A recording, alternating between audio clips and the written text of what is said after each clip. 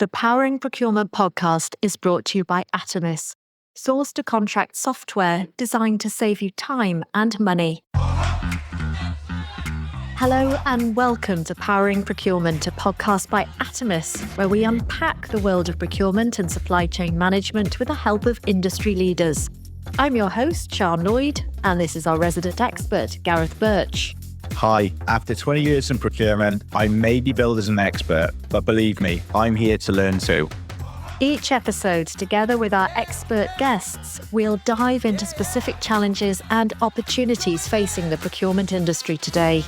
And we'll explore easy wins and longer-term strategies to help you rise to the challenge of driving value through your work while showcasing the power of procurement. So let's get going.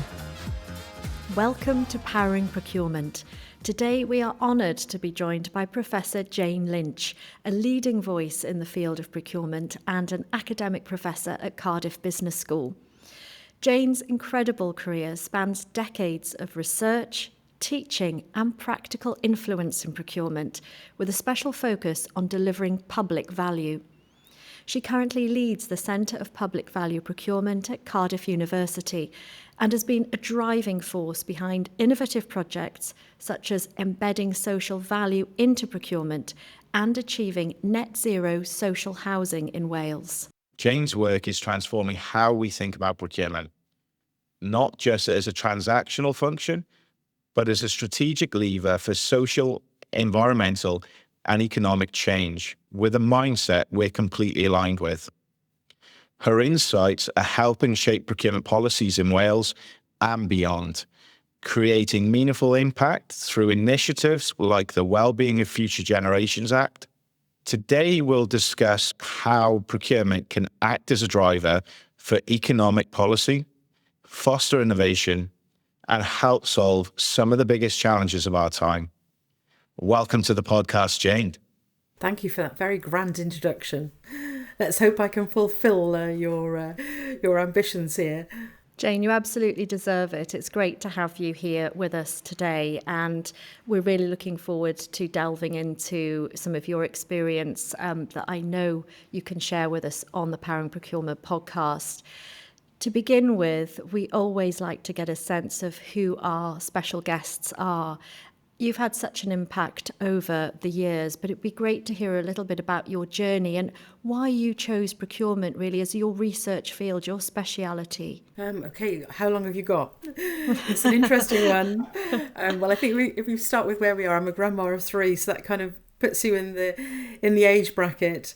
A very proud grandma of three. But no, all joking aside, I grew up in a family business and worked in the family business from a very early age, and instantly even realised that, having supply shortages brought sad faces. I then had a very unusual career route. I started off as a clothes designer. I did very well at that, but it wasn't really, in terms of income, it wasn't really stable enough. So I took on a management graduate scheme in a department store, and then eventually became assistant buyer from various departments, and still in touch with those people, even though it was the 1990s that I kind of left the retail market and went back to university to retrain. So when I had my children, 1992, 1994, I went back to university to train 2 nights a week for quite a number of years, and then just kind of fell into teaching, I suppose. Started off teaching about retail buying and the changes that were happening at that time with overseas sourcing. So procurement has really kind of, been a part of every step of the way of what I do, really. And it was really public sector procurement is where I am now. But I mean, that's certainly not obviously how I started my journey, and it was really the volunteering work that I did with CIPS, the Chartered Institute of Procurement and Supply, and realising that everybody else in the committee was working in the public sector. And I thought, I don't really know much about public sector. This was about 2010. And somebody said, "What do you do, Jane?" I said, "Well, I try to teach procurement, but, listening to you, maybe there's a bit more that I need to know." So that's how the conversation started, and I was hooked. My first piece of work was in 2013 with Welsh Government, exploring the contracts that had been measured through community benefits measurement tool, understanding the additional value that was created from large construction projects. And I guess it was really that project that really got me to really take up the interest and the whole. It's not a job now or a career, it's a lifestyle. You eat, sleep and breathe it 24/7 now.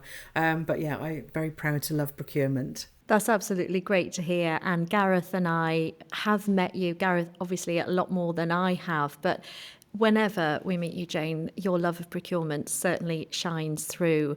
And I suppose from the understanding that I have of your work and your passion at this stage, it's very much about procurement driving social value and societal change as well, isn't it? Yeah, absolutely. I think, what I haven't emphasised in that very brief description about how I got to where I am today is that I do feel that, academia is certainly something that I didn't anticipate early on in my career. But I now feel that I have obviously put in the hours to get where I am. I feel it's a very privileged position. And I feel that it's important that you use that position to deliver meaningful outcomes for people who need it most. And of course, that really speaks the volume of what can be achieved with procurement, the power of procurement. And I think while I'm very passionate about procurement per se, what I'm passionate about is about responsible procurement, about when we're buying goods and services, thinking about who we're buying them from, who's being impacted by that, and the decision making that goes on in the organisation.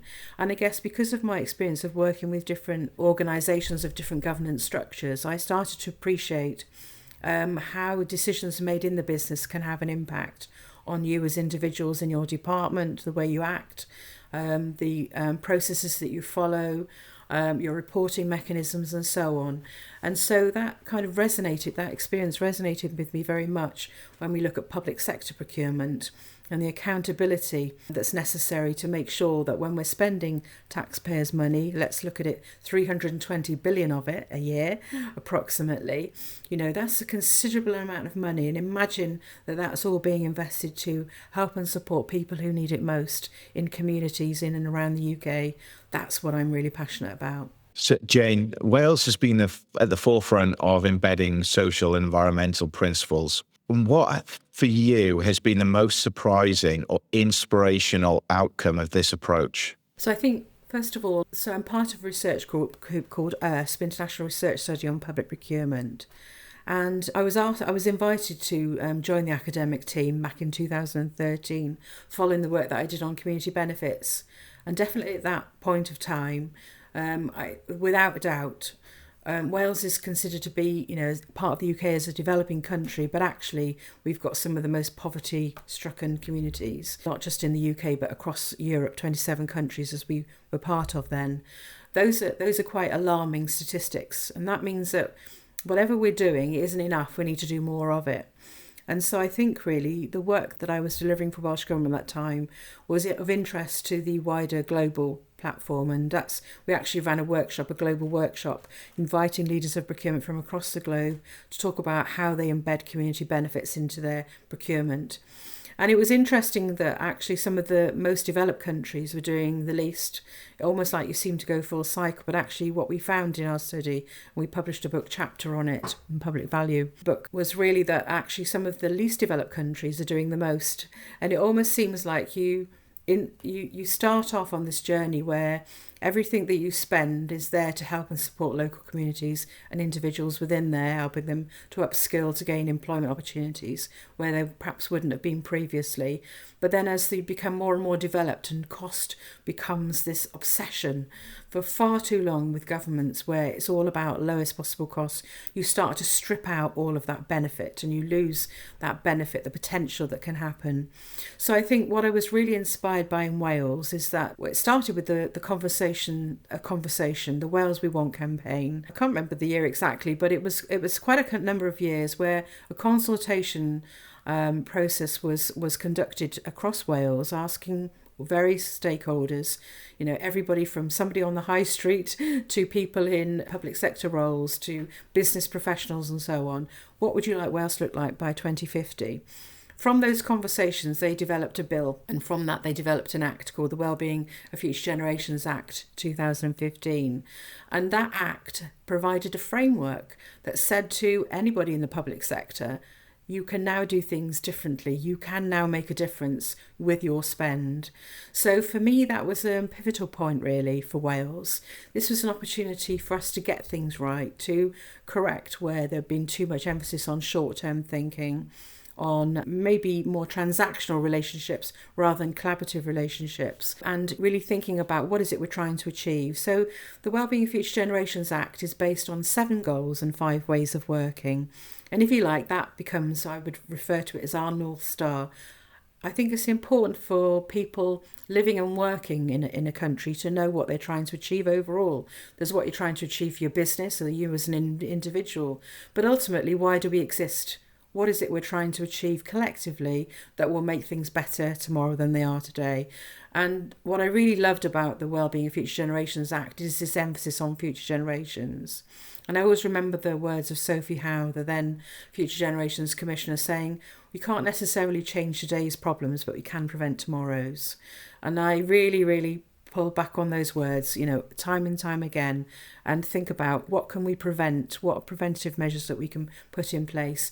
And I do very much see procurement professionals at the forefront of that. They're very much the gateway to the business community, able to really think hard and fast about how we go about procuring goods and services for the public sector in Wales. So I think that Act has really put us on a global map, but also it means that everybody's looking at what we're doing, and it means that we have to now deliver results from that. So there's a lot I could talk about there, of course. I love the concept of the North Star, and it's something I've tried to utilize, maybe not as effectively as I would like to think it was, but I think it's a great concept to align people.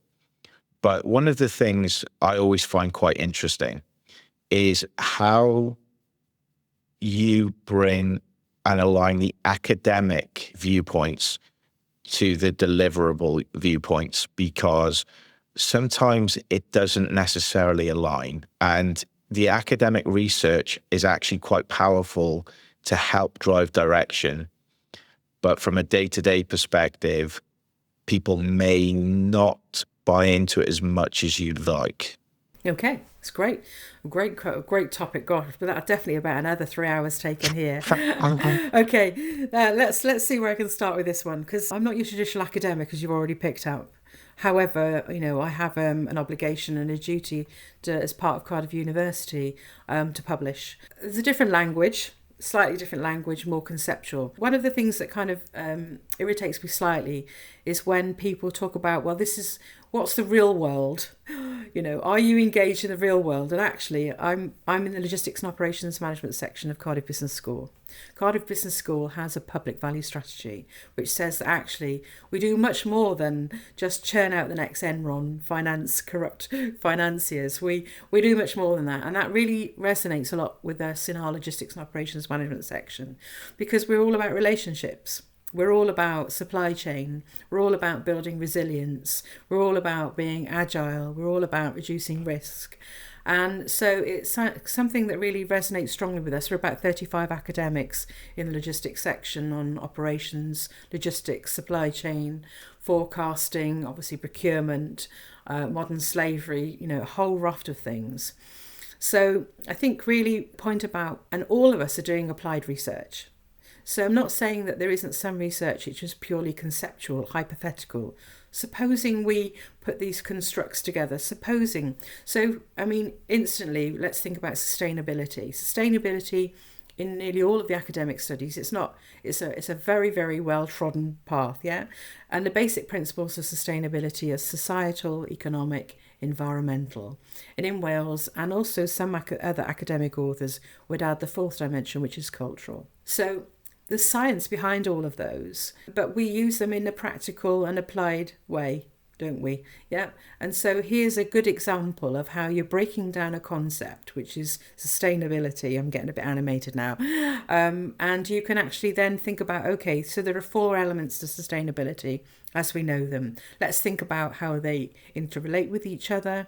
Actually, then let's look about some of the trade-offs that might happen when you're trying to balance those pillars of sustainability. And that's why you have to keep, applying that theory, that knowledge, and understanding how you do that. So Yeah, I mean, there's constant debate, even in the academic level, about the extent to which you embed theories. And I've got 2 books full of theories. They give us a lens, a way of thinking about something, a perspective of thinking about something. It's a bit like if you're looking at it from a public sector lens or a private sector lens or a third sector lens. Are they really any different?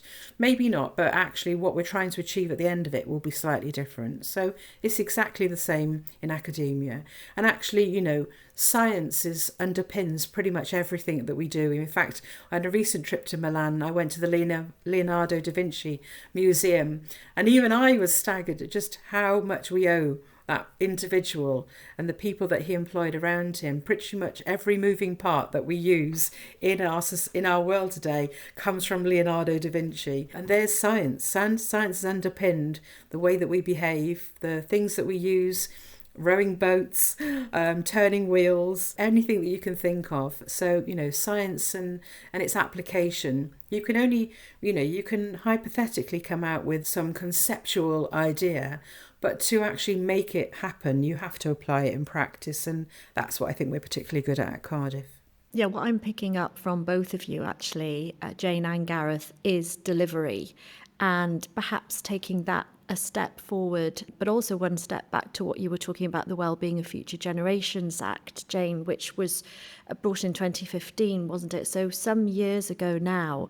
Looking perhaps and focusing on the outcomes of that so far, are there any inspiring or surprising outcomes that have so far been delivered? That's a really good question, actually, because I was involved in the research element of a review across the whole public sector in Wales, 44 public bodies, who are mandated to be guided by the principles of the Act and to be able to demonstrate that they're embedding them into their procurement in Wales. And what we actually looked at was, first of all, whether they had a strategy, whether there was any evidence of any of the language that was used in the Act, whether we could see evidence of that. We also looked at contracts, so in the tendering process, looking at PIN notices and so on, whether, again, there was any language in there. And I have to say that in 2018-19, we were a bit disappointed. We thought there was going to be a lot more development, but what it did highlight is that there's a lot of passion to do the right thing. The procurement people are really committed to do the right thing, but they're being held back or feel constrained by one of 2 things: finance, budget constraints, 30% year-on-year budget costs. How can you do more with less and still be sustainable? Quite a challenge. The other one is really thinking that, we have to follow a particular process. So there was a lot going on at that particular period, which was preventing a lot of things. Having said that, there were a lot of really great practices going on. So we know it is possible. What I identified in that piece of research, and have continued to do so since, is what that says is when you embed sustainability into your procurement, that isn't enough. You can't expect procurement to deliver if the rest of the organisation don't also follow those principles. So when you're embedding something like sustainability, or social value, however you want to term it, because the principles of it are very similar, you really do need to make sure that it's embedded across the organisation so that the whole organisation is working to that North Star.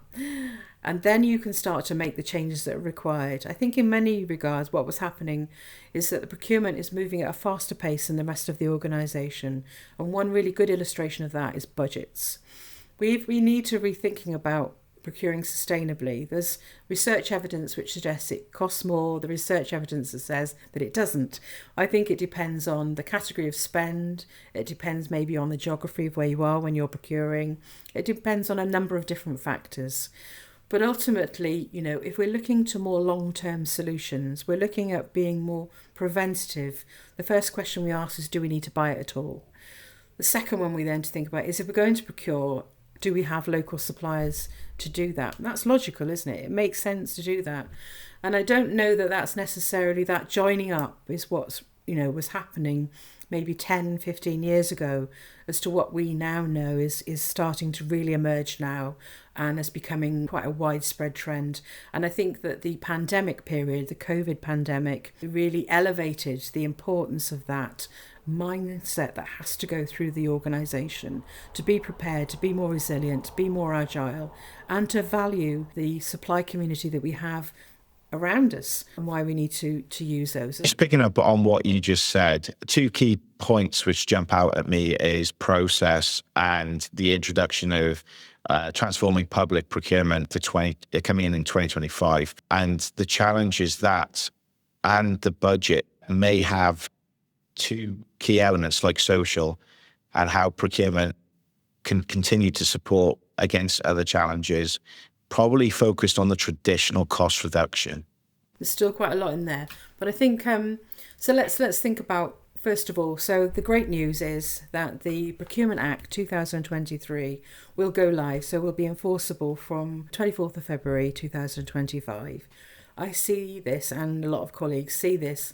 I count myself as colleagues with other procurement professionals.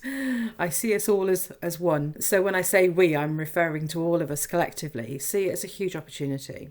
We've got an opportunity now to do things right. Number one, it's simplifying procurement process. There are three main routes to procurement. That's easier for the procurement professional to make a decision. It's easier for the supply market to not feel that they're missing something, that there's something that's the game of poker, as it were. Yeah. So I think that's really important. I think number two, in terms of budgetary constraints, those are never going to go away, are they? But what's something that's really important in the development with the new Act is pipeline. And basically the requirement is, and it's already starting to happen to prepare for next year, is that public bodies have to advertise a pipeline of contract opportunities that are likely to come up in the next 12 months. Now, this is fantastic news from both sides, from buyer and supply sides, because it gives everybody opportunity to plan. It gives opportunity to think about where social value can best be embedded. It gives opportunity to think about the budget constraints and but importantly, how we overcome them. It gives suppliers opportunity to maybe think about forming a consortium. It gives people opportunity to prepare their own supply chain to maybe scale up their business if they're a smaller business. So I see this pipeline as a really important opportunity. And what's important here is that when we talk about embedding sustainable principles into procurement, it's not going to happen on its own. It has to happen across the organisation. This is a mindset change and a whole governance issue here that needs to be embedded. And that's why I think initially back in 2018, 2020, it was still a bit of a struggle. Some people get it, some people don't. That's not enough. If you want to follow that North Star, if you want to achieve more sustainable outcomes, meaningful outcomes for people who need it most, this is something that needs to start individually but be really embedded deeply across the culture of the whole organisation. And then you're all singing from the same hymn sheet, aren't you? Yeah. But I mean, instantly it means that you haven't got conflicting objectives going on within the organisations and tensions that can happen. And that particularly comes up when it gets to measurement of what we're trying to achieve here, when it comes to social value outcomes. So for every £1 spent, how much of that is reinvested into the local economy? How many people have benefited from employment that perhaps would never have had that opportunity?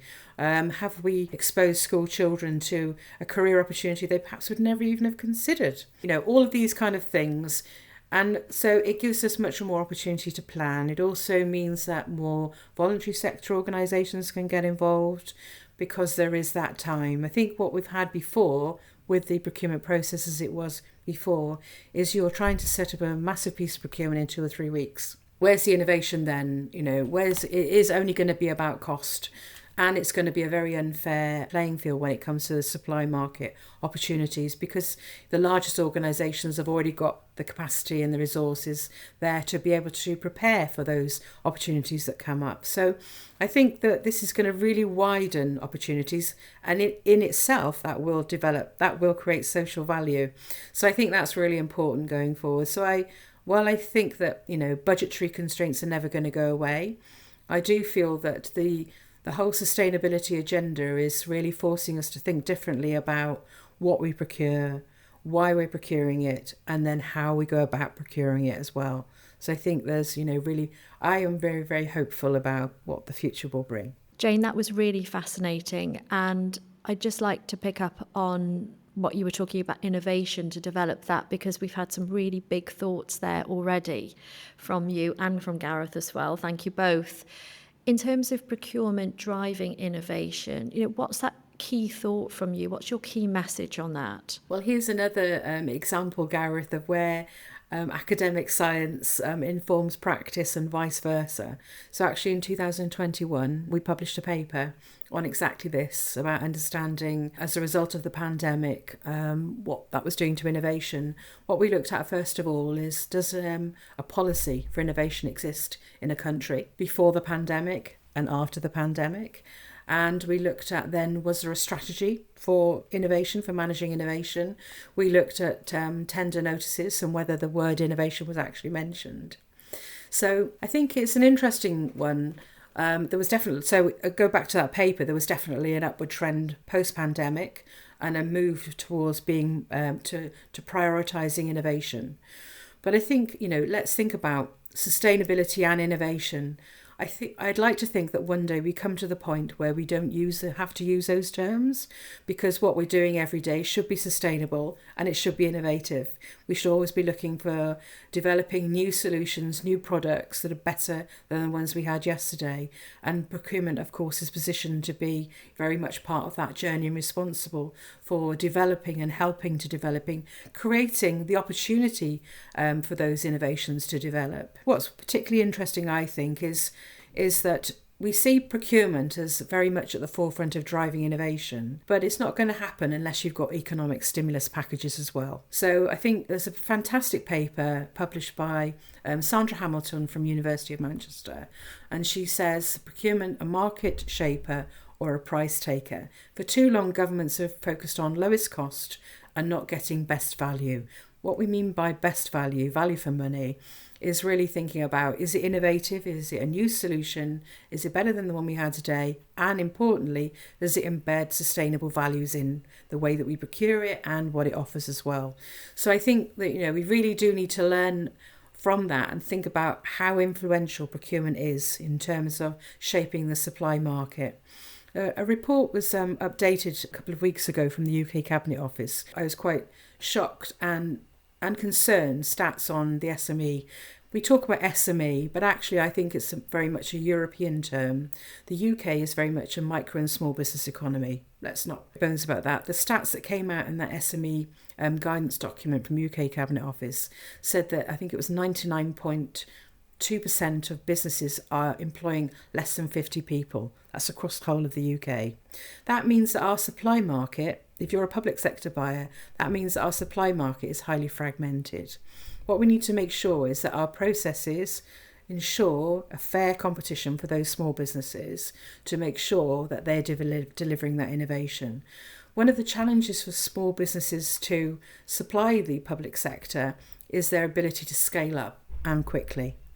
And so what you kind of need there, and what we learned from the pandemic period, is how initiatives from the Department for Economy have to align with initiatives from the Department for Finance, where I've seen some fantastic initiatives. SBRI, for example, Small Business Research Initiatives looking at innovation in healthcare. I've supported them very many times. And you see some amazing innovations coming forward that would really transform people's lives. Getting them procured is another step forward. So first of all, the stimulus package that says, this is our challenge. We want you to now go out and see if you can innovate in this particular area and come up with some great solutions. And I think that element works really well.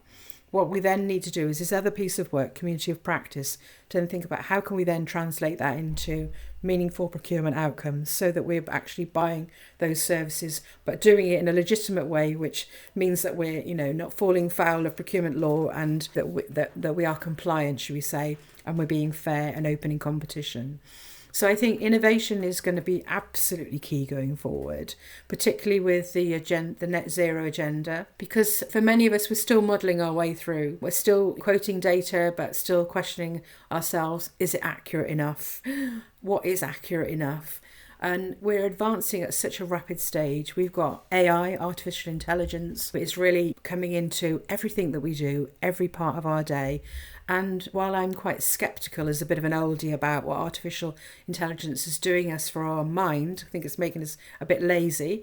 Nevertheless, it's capable of really, doing some fantastic things with very large data sets and transforming, giving us the knowledge that would have taken us days, months, years to be able to do before. But I think that we need to be able to grasp all of these opportunities to make more meaningful outcomes in terms of delivering our innovation outcomes for better public service delivery. And what we're looking at here then is about, and I think Austerity Global is a new organisation that's come in, and I was quite interested to see in their strategy. What they really talk about here is about not just about spending, it's about investing. So we're using taxpayers' money to buy goods and services, but rather than looking at it as a short-term cost implication, it should be a long-term investment. So if we're buying more innovative and more sustainably, then hopefully the longer term public sector overhead costs should be lowered. Better value outcomes for people, particularly when it comes to health, particularly when it comes to nutrition, food and so on would be another great example here. So some really interesting examples. I know Cardiff Capital Region constantly have challenge fund calls where they invite suppliers to come in and to share and to discuss what the art of the possible is, what can be done. Then we can think about whether it's cost effective and how we make it cost effective to be able to be procured. I think it's really interesting, to be honest with you, because I see the challenges facing more public, but then it's quite interesting from a private sector background. We often build in innovation into our sourcing processes. We identify areas of innovation, hopefully quite early-ish on, and we then lose it. As it transitions through the life cycle, it's identified in sourcing, it's actioned in sourcing, then we move to contract management, and it could be a 3-year, 5-year contract, but we're not really circling back to then say with suppliers, what additional innovation is there? And it's one of those areas I think stifles innovation within private, and that might be a bit too critical of all businesses, but in my experience, it happens more often than not. And driving that innovation through there at that contract management piece could stop and help private from going back out to the market, engaging with more SMEs and forming that collaborative relationship, which I do think from a procurement perspective, we sometimes are hesitant to do, to ensure we have the right relationship with our suppliers to almost the buyer-supplier, not the collaborative. My take on this is, that innovation in the private sector is basically whether you're going to stay in business or not. It's competition. You have to innovate in the private sector to remain competitive. Innovation in the public sector is about public value. And I think, that's why I think we have to move more into the innovation space. I think, and what's really, again, another key element. So I was one of the few people that really was pro innovation partnerships. And I loved the concept of innovation partnership, which came from the European Commission, because any innovation requires R&D investment. A company has to invest, and it's very difficult to recover that cost unless they're selling that product out in mass, and then they can start to recover that cost. So look at the product life cycle model, or any model, or those other academic scientific frameworks that you can use, but they help us and they guide us to understand how we embed innovation, at what point we should be embedding innovation, and actually what it costs to the business, how we recover that cost in the business, and so on. And the public sector, if you like, are lagging behind the private sector in that regard. What I liked about the innovation partnership is that you could procure the R&D element first of all, and encourage the suppliers to work in partnership with you. It was that partnership part of the innovation that was the bit that was tricky, because that's a behaviour which is not comfortable for some, but very comfortable for others. And so there were some really great examples of it. But a lot of lawyers thought that was very too risky, because the idea then is that once you've developed the innovation, you don't then have to go back out to market to procure. And that's exactly what was happening. Yeah. So it meant it was a one-stage process rather than a two-stage process. The new Procurement Act actually embeds R&D and accepts that R&D may need to be procured. And I think the fact that it's mentioned in there, even though I don't think innovation is mentioned in there enough, I think it does give those who are understanding and wanting to be more innovative in terms of goods and services that they're buying in, it gives them the license to be able to do that in a more sustainable way, so that we deliver better outcomes for everybody. Both of you, that was a really fascinating piece, and I know we could even go further on that, but I wanted to pick up on the collaboration word that you mentioned, Jane, and to just take that a little bit further in terms of how important is that collaboration now between the public sector, the private sector, and indeed community organisations, because we've both had some experience of this, Gareth, haven't we? Oh, absolutely. Attending ProcureX Wales was very insightful.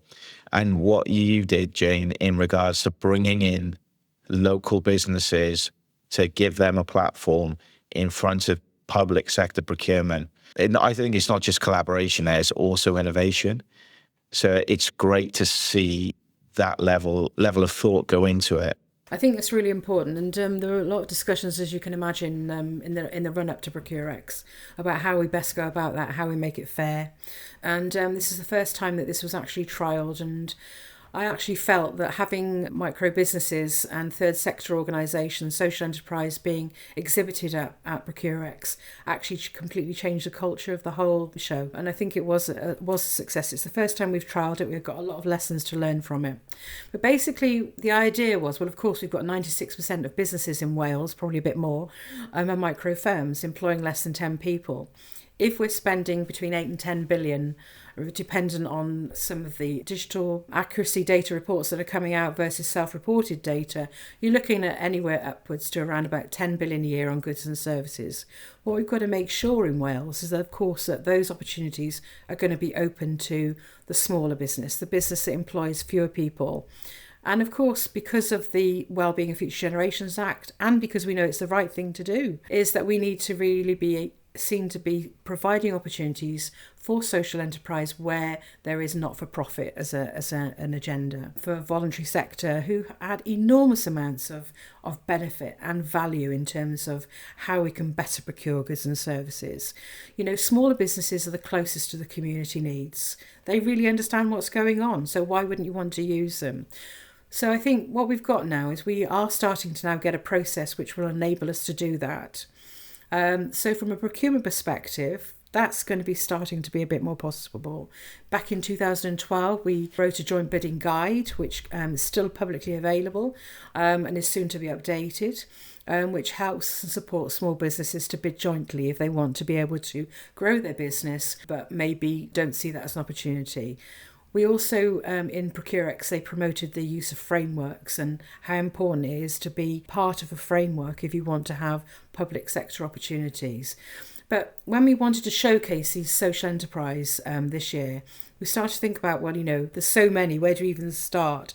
So we used the foundational economy principles. So we looked at what the foundational economy sector is in Wales and the different industry sectors, and it felt that we decided that we were going to use one sector each year.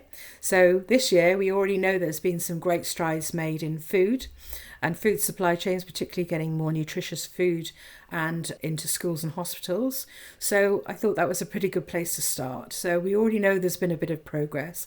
So let's springboard on that progress and let's showcase some of the great work that's been done. And of course, Sian, you know, it was great to have you exhibiting as well, and with the Food and Drink Awards as well.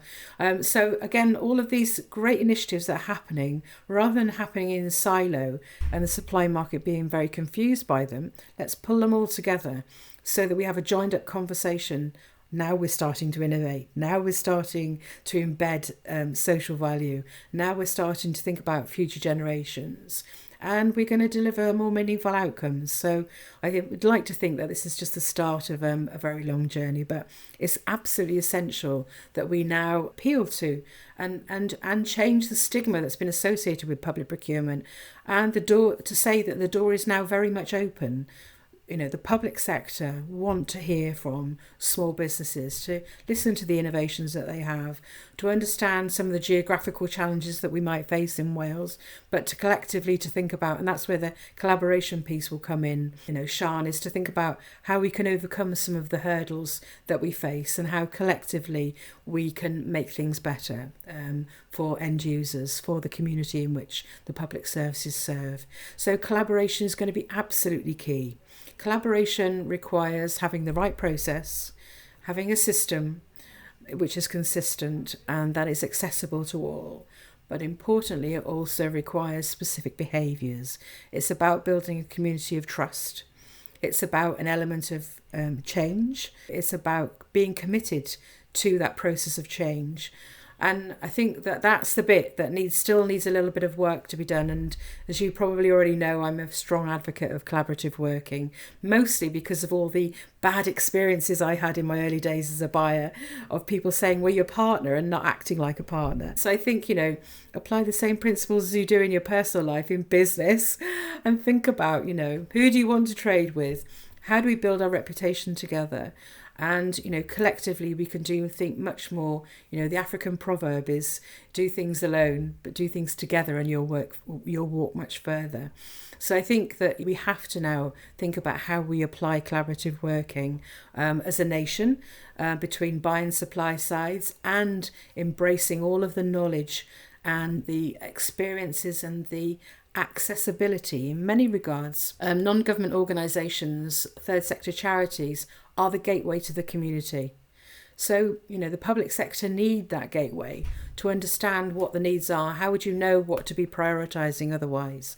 So I think that's going to be really, really important. So there is actually an international standard for collaborative working, and they've just recently launched some guidance for small businesses as well on collaborative working as well. So you haven't necessarily got to apply all of the principles, but it does give you a guidance, a framework to follow, to make sure that it's going to, most collaboration starts, let's be honest, when the project arrives in your inbox. Right, let's do this great project. Right, who's going to be available on Thursday at 12 o'clock? Never mind, are they the right people? Yeah? We've got to start thinking in a different way when we talk about collaboration. We've got to make sure, have we got the right people around the table? If we haven't, let's use our networks to find them, and let's make sure that we get the right people around the table, because otherwise we're just muddling through and we'll never really achieve the optimal outcomes that were possible if we didn't do it properly. So again, I think that pipeline will give us the window of opportunity to enable collaborative working to be a much more powerful force to deliver more meaningful outcomes for the people that need it. Wow, Jane, we could talk with you for another 2 hours, I know. Sorry. But no, don't apologise. We've barely scratched it, have we? It's absolutely fascinating and such a pleasure chatting with you. But we're Likewise. Coming towards the end of our time.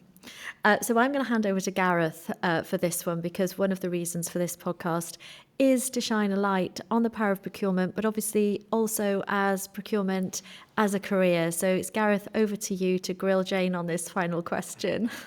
So, Jane, for our younger listeners or those considering a career change, why are you happy that you chose procurement as a career, and what has made it fulfilling for you? It's never going to be fulfilled because there's always more to do. And is there any other career? Come on, let's be honest. Even as a journalist, you're in procurement now, Sian. Everybody's trapped. Because we're all buyers. As individuals, we're all buyers. We all buy our own goods and services. That's what keeps us going in this world, isn't it? So why not apply it in a business context and understand the importance of getting it right? One of the phrases I use in teaching is, your business is only as good as your weakest supplier. So if you use poor suppliers who've got a bad reputation or never really, optimizing quality, then it's going to have an impact on your reputation, not them, because you're the one who has to deal with the reputation. And so I think really, really important to, it's a fantastic career. There are so many opportunities, and we haven't got enough buyers. So we need more. We need more experts in this field. So yeah, we've got 2 MSc programs here accredited with SIPS, and I can't get enough people on that course really. We've got an undergraduate program which has got modules, elective modules. The University of South Wales has accredited programs. There's lots of opportunities out there wherever you're based. Definitely think about it. If you're late in life, it's never too late. Look at what happened to me. I was 31 going back to university. That's crazy, isn't it? And I can't remember how old I was doing my PhD, but way too old. There's never a right time. And I think, if you've got that desire to get out there and train in procurement, let's remember our early conversations, Gareth. How did I meet you? Yeah, I've been 20, 21. Yes. And the world's at your oyster. Yeah. You could have done anything you wanted. Yeah, and I fell into procurement. And I feel that could be a whole other podcast. It can. Jane, you're so inspiring. Thank you so much for being with us today. Thank you so much for the opportunity to speak with you both. Lovely. It's been our pleasure. Thank you. That wraps up this episode of Powering Procurement. We hope you enjoyed that as much as we did. Visit our website at atomis.co.uk or follow us on LinkedIn to continue the conversation. Remember to subscribe on YouTube and follow us on Spotify, Apple Podcasts, or wherever you choose to listen. Thanks for joining us, and see you next time on Powering Procurement. The Powering Procurement podcast is brought to you by Atomis, source to contract software designed to save you time and money. Choose the apps you need, from pipeline and tender management to supplier and contract management. Get the tools to power up your procurement. Visit atomis.co.uk to learn more.